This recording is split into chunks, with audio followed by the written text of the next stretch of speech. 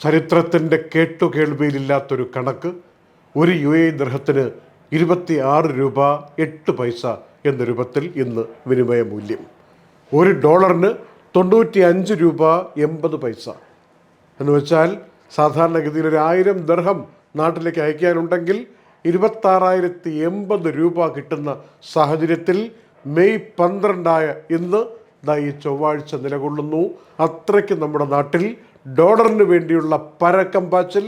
അത് കഴിഞ്ഞ ദിവസം പ്രധാനമന്ത്രി തന്നെ പറഞ്ഞല്ലോ, എണ്ണ വാങ്ങാൻ വേണ്ടി ഒരു രാജ്യം ചെലവഴിക്കുന്ന തുക, എണ്ണ എത്ര കണ്ട് കുറച്ച് മാത്രം നമ്മൾ ചെലവഴിക്കണം എന്നതിനെക്കുറിച്ചൊക്കെ പറഞ്ഞല്ലോ.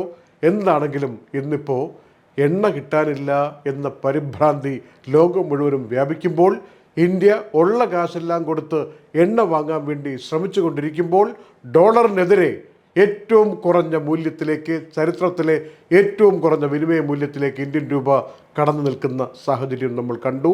അതിൻ്റെ പ്രതിഫലനം എന്ന വണ്ണം UAE ദിർഹത്തിനും ഇങ്ങനെയൊരു വിനിമയ മൂല്യം 26 രൂപ കടന്നു പോയിരിക്കുന്ന സാഹചര്യം ഉണ്ടായിരിക്കുന്നു. ഒരു ബാരൽ എണ്ണയ്ക്ക് $107 കടന്നു പോയിരിക്കുന്ന സാഹചര്യവും ഇന്ന് വൈകുന്നേരം പ്രകടമാണ്. ഇതൊക്കെ കേൾക്കുമ്പോൾ അമേരിക്കൻ ഡോളറിന് വേണ്ടി നമ്മളിങ്ങനെ പിന്നാലെ പായുന്നു എന്ന് കരുതുമ്പോൾ അവിടുത്തെ കഥ ഇതിനേക്കാൾ പരിതാപകരമായ ഒരു അവസ്ഥയാണ്. 2900 കോടി ഡോളറായി ഇതുവരെ യുദ്ധത്തിന് വേണ്ടി എന്ന് പറഞ്ഞുകൊണ്ട് പെൻറ്റഗൺ ഉദ്യോഗസ്ഥന്മാർ തന്നെ ഇന്ന് റിപ്പോർട്ട് പറയുകയാണ്. ഒരു റിപ്പോർട്ട് പുറത്തുവിട്ടപ്പോൾ വന്ന കൃത്യമായിട്ടുള്ള കണക്കാണ്. എന്നാൽ അതല്ല കണക്ക്.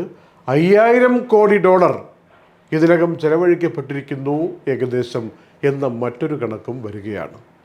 ഇതിലൊക്കെ ബഡ്ജറ്റ് ചെയ്തിരുന്നതും പരമാവധി പോകാൻ പറ്റുന്നതും എന്ന് കരുതി 2 ആഴ്ച മുമ്പും പെൻറ്റഗണിലെ ചില ഉദ്യോഗസ്ഥർ പറഞ്ഞത് 2500 കോടി ഡോളറിനെ കുറിച്ചാണ്.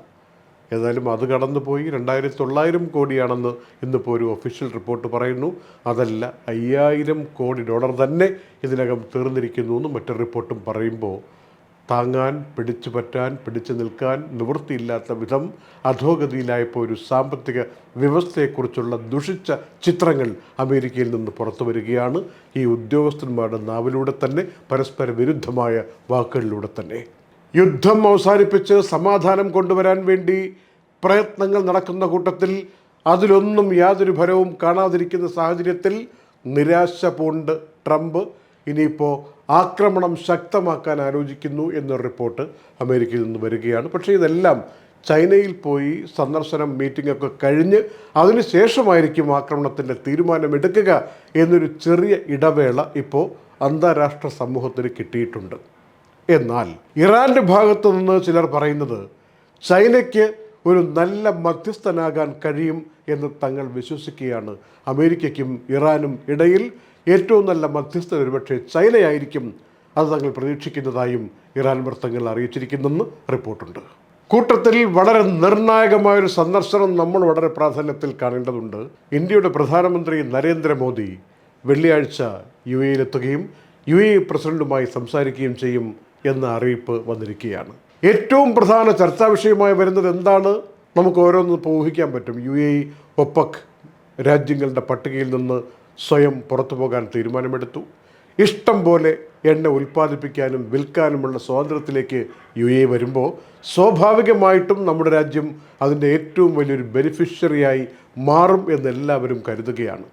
അപ്പോൾ ഇന്ത്യയും UAEയും തമ്മിലുള്ള നിലവിലുള്ള ഊഷ്മളമായ ബന്ധം കൂടുതൽ ഗാഢമായ രൂപത്തിലേക്ക്, ഹൃദയങ്ങൾ തമ്മിലുള്ള ബന്ധമായി മാറുന്ന ഒരു ഭാവിയെക്കുറിച്ച് നിരീക്ഷകർ ഇപ്പോൾ സ്വപ്നം കാണുകയാണ്. അതിൻ്റെ ഭാഗമായിട്ടാവണം യൂറോപ്പിലേക്ക് പോകുന്ന വഴിക്ക് പ്രധാനമന്ത്രി അബുദാബി ടച്ച് ചെയ്യുന്നു, സംസാരിക്കുന്നു.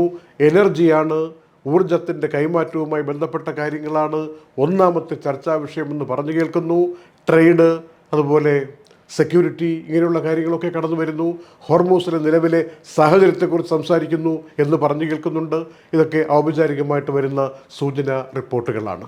ഏതായാലും സെപ്പ എന്നൊരു കരാർ ഇന്ത്യക്കും UAEക്കും ഇടയിൽ നിലവിൽ വന്നതിന് ശേഷം ഇരു രാജ്യങ്ങളും തമ്മിലുള്ള ട്രേഡ് ഗണ്യമായി വർദ്ധിച്ചതിന് നമ്മൾ സാക്ഷികളാവുകയാണ്. കൂടുതൽ ഉൽപ്പന്നങ്ങൾ ടാക്സ് ഇല്ലാതെ തന്നെ അങ്ങോട്ടും ഇങ്ങോട്ടും കൊണ്ടുപോകാനും വരാനും കച്ചവടം ചെയ്യാനും നമ്മൾ ഉദ്ദേശിക്കുന്ന തരത്തിലേക്ക്, വലിയ സംഖ്യയിലേക്ക് ആ വ്യാപാര ബന്ധം മെച്ചപ്പെട്ടു വരുന്നത് കാണാനും ഈ കാലഘട്ടം സാക്ഷിയാവുകയാണ്. അതിൻ്റെ ഒരു അടുത്ത സ്റ്റെപ്പ് എന്ന രൂപത്തിൽ ഗുണപരമായ ചില കാര്യങ്ങളിലേക്ക് പ്രധാനമന്ത്രിയുടെ UAE സന്ദർശനം ഗുണം ചെയ്യും എന്നെല്ലാവരും കരുതുന്നു. നമുക്ക് കാണാം. UAE ഗവൺമെൻറ്റിന് ജോലി ചെയ്യുന്നവർക്ക് പെരുന്നാളവധി എത്ര ദിവസം എന്നറിയാമോ? എല്ലാം കൂടി ചേർത്ത് വെച്ചാൽ ഒരു 9 ദിവസം കിട്ടും. 23, 24 ഈ മാസം ശനിയും ഞായറുമാണ്. 25 തീയതി തിങ്കൾ മുതൽ 29 തീയതി വെള്ളി വരെ ഔപചാരികമായി ഗവൺമെൻറ് ഡിപ്പാർട്ട്മെൻറ്റുകൾക്ക് UAE അവധി പ്രഖ്യാപിച്ചു. അപ്പോൾ 5, 2, 7. പിന്നെ വരുന്നത് 30, 31 എന്ന് പറയുന്നത് ഈ മാസം വീണ്ടും ശനിയും ഞായറുമാണ്. അപ്പോൾ 2, 5, 2 അങ്ങനെ മൊത്തത്തിൽ 9 ദിവസത്തെ അവധി വരികയാണ്. അതുപോലെ UAE സ്കൂളുകൾക്കും അത്തരത്തിലുള്ള തന്നെ അവധിയായിരിക്കും. പിന്നെ ജൂൺ 1-നായിരിക്കും തുറക്കുക. 22 തീയതി അടച്ചാൽ പിന്നെ ജൂൺ 1-നായിരിക്കും എന്ന രൂപത്തിലുള്ള അറിയിപ്പുകൾ ഔപചാരികമായി ഇന്ന് പുറത്തു വന്നിട്ടുണ്ട്.